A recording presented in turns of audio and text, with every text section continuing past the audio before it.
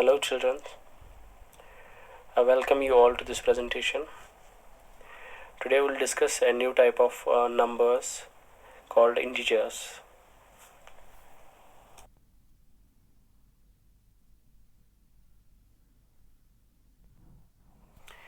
Dear students, in this presentation we will learn the definition of integers. Then after that we will learn what is the need of integers. Why do we need integers in our life? After that, we will learn about the representation of integers on a number line. Previously, you have learned about the representation of natural numbers and whole numbers on a number line, how to represent these numbers on a number line. But in this presentation, we will learn how to represent these integers on a number line. After that, we'll learn about the absolute value of integers.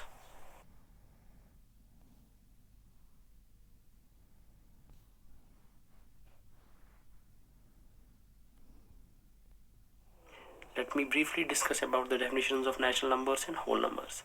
Natural numbers are simply counting numbers which we use for counting, like 1, 2, 3, and so on.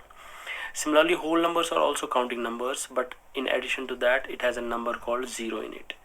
So in this sense, we can say that all natural numbers are whole numbers, but all whole numbers are not natural numbers because it has a 0 in it, which is not in natural numbers.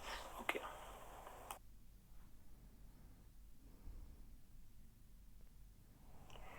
What are integers? Integers are a set of positive numbers, negative numbers, and 0. Or you can say integers are a set of numbers which includes all the whole numbers, but in addition with their negative signs as well. As we know that whole numbers start from 0, 1, 2, 3, and so on. So if we put minus sign with them also, it will give us another group of numbers, that's negative numbers. But it should be noted that 0 is neither positive nor negative, so we don't keep any sign with 0. It does not possess any sign. Okay, so we get it here that integers are positive numbers, that's 1, 2, 3, and so on. It goes up to infinity, or you can write it plus 1, plus 2, plus 3, and so on.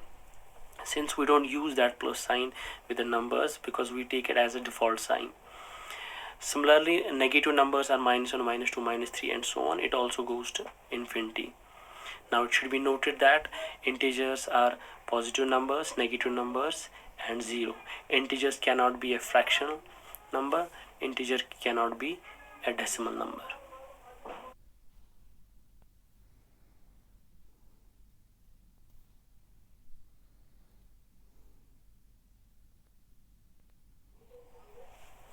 What are the use of integers? First we'll discuss about positive integers, then we'll discuss about negative integers. For example, if the temperature of any area is above 0 degrees Celsius, say plus 18 degrees Celsius, that time we have used the positive integer. We can also write it as 18 degrees Celsius only. We don't use the plus sign here because plus is taken as a default sign. For example, if we are measuring the height of any building or height of any pole, since it's upwards, or you can say it's above the ground, so we are measuring its height in positive direction. You can say its height is 5 meter or plus 5 meter, something like that. Similarly, when we earn money, or we earn some profit from some business or anything, so that time also the numbers are taken positive. So we say it's 300 rupees or 500 rupees. So all these numbers are positive numbers. Now in negative numbers, for example, in Kashmir during winters, our temperature is usually below 0 degrees Celsius. So that time we say that our temperature is minus 2 degrees Celsius, minus 5 degrees Celsius, and so on. But here we cannot omit this minus sign. We cannot remove it. We have to mention this minus sign with negative numbers. It's mandatory over here. We cannot take it as a default sign.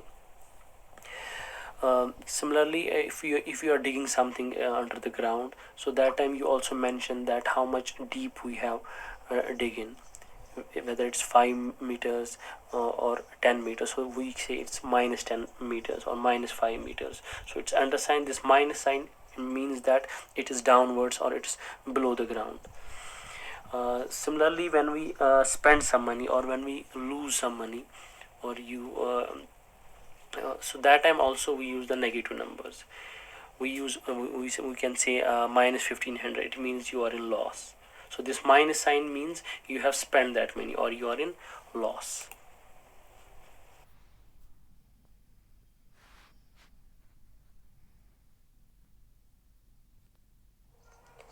Representation of integers on a number line. It tells us about the location of each integer on the number line. How are the integers located on the number line? As we have previously studied about the whole numbers and the natural numbers, the number line started from the 0 onwards and the numbers were in the ascending order. Same is here with the integers, the numbers are placed in the ascending order. But here you will see that there are numbers beyond 0 that are negative integers or negative numbers, which goes on up to infinity. And on the number line, you can see on the right hand side we have positive integers which are always greater than the negative integers which are on the left side. In the middle there is a number 0, we call it as origin. Also you can see that each number on the right side has an opposite on the left hand side. For example, number 4, its opposite is minus 4 on the left hand side. Similarly, for example, minus 5 on the left hand side, its opposite is on the right hand side, the number 5. So each number is having a corresponding opposite number on the opposite side of it. It should also be noted that when the numbers are placed on the right hand side, they are having a difference of one number.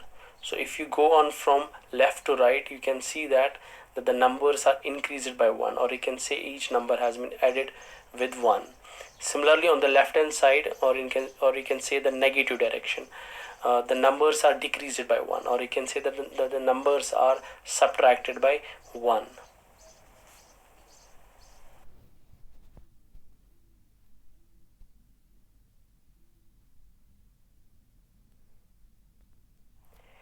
Absolute value of any integer is its magnitude, or you can say it is the numerical value of any number regardless of its sign. So for example, if we have a number minus 7, its magnitude is plus 7, or simply you write it 7. Similarly, the magnitude of, or you can say the absolute value of 6 is 6. Since the number is already positive, so its absolute value will also be a positive number. And it should be noted that this absolute value will always be a non-negative.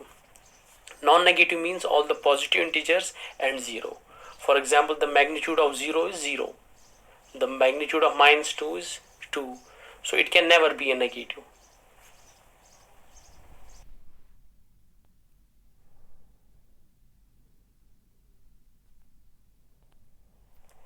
Let us start our exercise 5.1. In question number 1, we have to write the opposite of each part. For example, in B part, we are being given 18 degrees Celsius below 0 degrees Celsius temperature. So its opposite will be definitely 18 degrees Celsius above 0 degrees Celsius. Since we are measuring our or comparing our temperature with respect to 0, so its opposite is above 18 degrees Celsius. In C part, we are being given a distance or a direction. It is 5 kilometers towards east, so its opposite will be definitely 5 kilometers towards west. For example, if we would have been given 5 kilometers towards north, its opposite would be 5 kilometers towards south. In E part, we are being given a date 1990 BC. Its opposite will be 1990 AD. Now in question number 2, we have to represent the following statements or numbers using the plus or minus sign. That means we have to make use of integers here. In A part, we are being given 150 years ago. Since it's from the past, so we'll use a minus sign with it. It's minus 150 years. Similarly, in D part, we have a withdrawal of 1500. Since 1500 have been removed or they have been taken away from your bank account, so it's again is a negative sign here, so we have to represent this with minus 1500. In E part, we have a profit of 3000. Since profit you are gaining it, so it's a positive, so we have taken it as a plus 3000. We can also write 3000, but since the question has been asked that we have to make use of plus and minus sign, so it's mandatory to write plus here. In question number 3, we have to write the opposite of the following numbers. This is same as question number 1, but here we have only numbers. We don't have any different physical quantities here. So in 3, we have the C part is minus 25. Its opposite will be plus 25, or you can simply write it 25 here. In D part, we know that 0 is neither positive nor negative, so that means its opposite will be the 0 itself. Since it's the origin, it's in the middle, so its opposite will be the number itself, that's 0.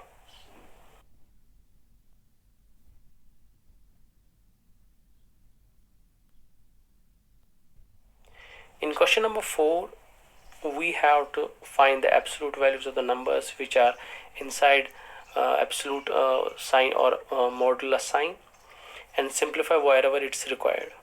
For example, in C part, there's a mod of 0, or you can say modulus of 0. We know that 0 is neither positive nor negative, so it's positive 0 or plus 0 is written as 0 only. So its answer is 0.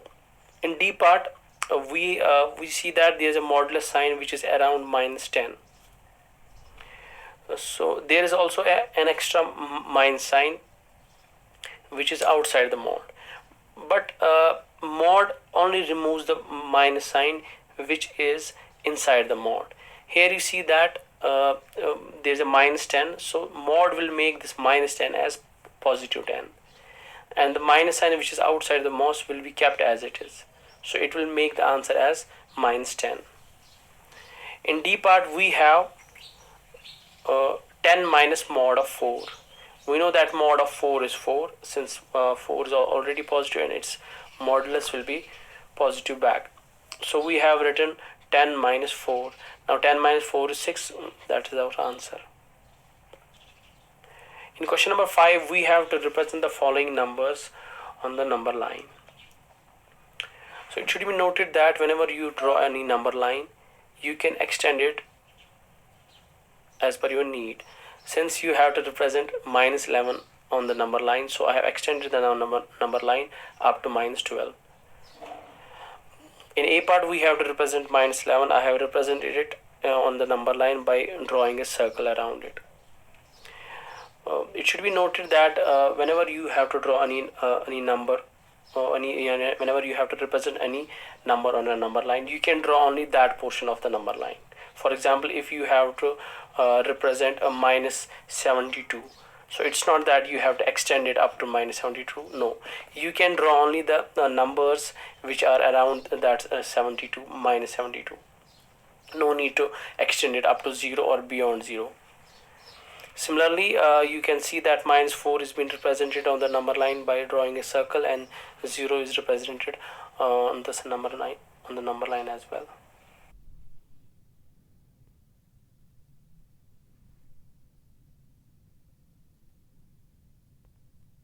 In question number 6, we have to write all the integers which are between the two integers which are given in each part.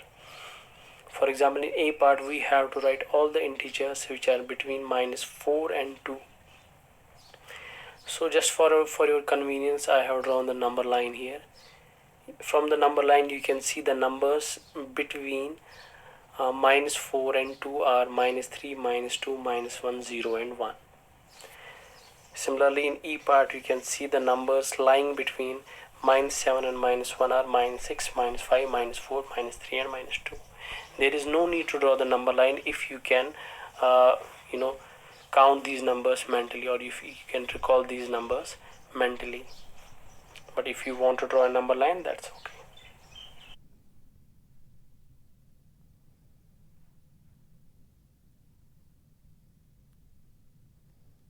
Before proceeding to question number 7, let us recall that all integers on the number line increase from left to right. Means that the integers are in ascending order on the number line, which means that every number on the right hand side of a number is greater than the number which is on its left hand side. For example, I have given some examples here. Minus 9 is greater than minus 12, even though 12 is numerically greater than 9, but minus 12 is on more left extreme than minus 9. Similarly, minus 4 is less than minus 2. As you can see, minus 4 is towards more left hand side of the minus 2, and 3 is greater than minus 5. We know that every positive integer is greater than the negative integer. Now in question number 7, our A part, we have minus 7 and 7. So minus 7, since it's a negative, so we know that every negative integer is less than every positive integer. In C part, we have numbers minus 3 and 0. We know that minus 3 is on the left hand side of the 0, and every number on the left hand side is less than the number which is on its right hand side. So minus 3 is less than 0. Similarly, in E part, we have 15 which is positive, and on the right hand side we have minus 3 which is negative. So therefore 15 is greater than minus 3.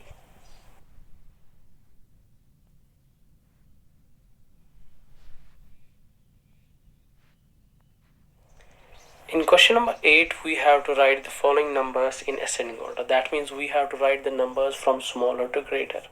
So first we have to write what is the smallest number among the following numbers.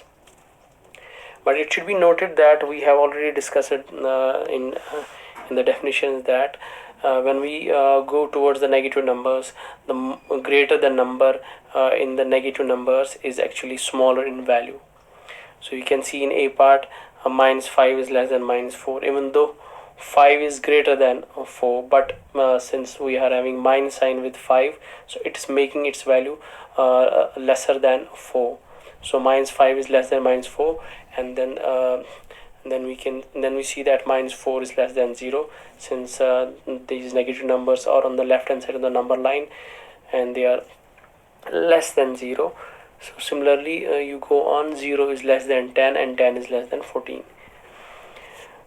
Similarly, you can see E part also, minus 21 is less than minus 18, which is less than minus 11, and which is less than 7, and 7 is less than 15.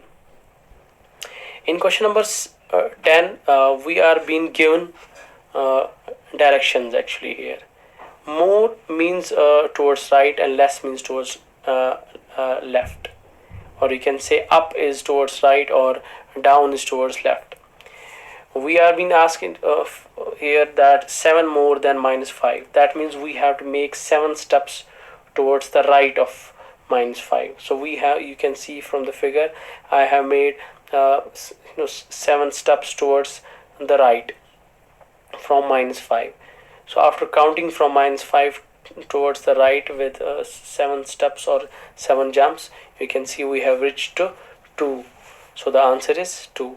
Similarly, in D part, we are being asked 4 less than minus 1.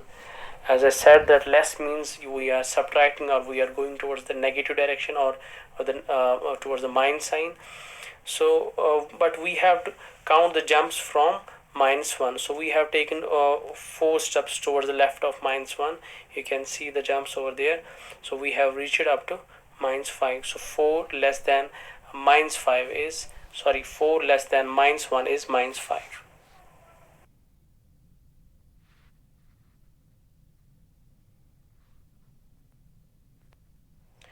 In this question, we have to make use of number line.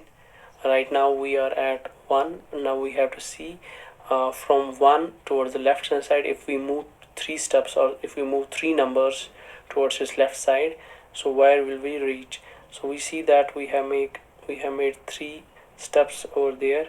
So from 1 we have reached minus 2. So this way also you can say that 1 minus 3 is minus 2, about which you will learn in our next exercise, where we will discuss about the operations on integers.